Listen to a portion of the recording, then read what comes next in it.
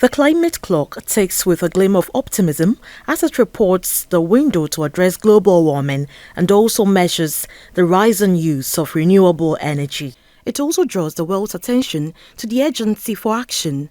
The next 7 years is humanity's best window to enact bold, transformational changes in the global economy to avoid raising global temperature above 1.5 Celsius, a point of no return that science will make the West's climate impacts likely inevitable. The deadline on the clock alerts the world about the critical time window left to take the most meaningful action to combat it. The green line, which is the lifeline on the clock, shows the percentage of global energy from renewable sources: wind, water, solar, and bioenergy.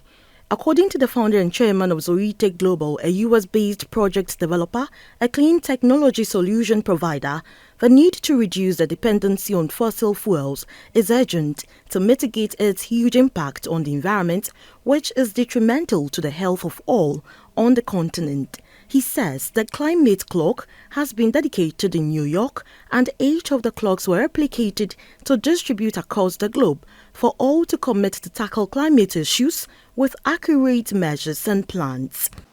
This clock is going to be dedicated and will sit eventually on the desk of President Addo.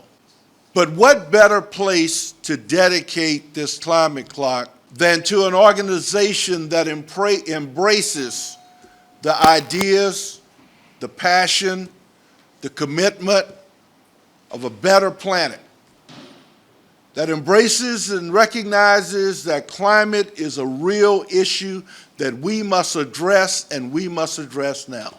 The Executive Director of Institute for Energy Security, Nana Mwesi, said that there should be a campaign of clean energy renewables and also stop all activities that disrupt climate change and enhance the resilience to its effects.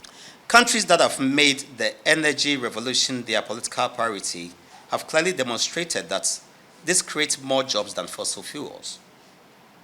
They have enjoyed more economic growth, and it put those countries in the vanguard of the future energy technology markets.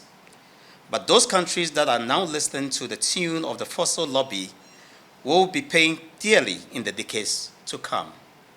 The renewable energy lifeline is currently at 12.2% and rising, yet not rising fast enough to meet the deadline.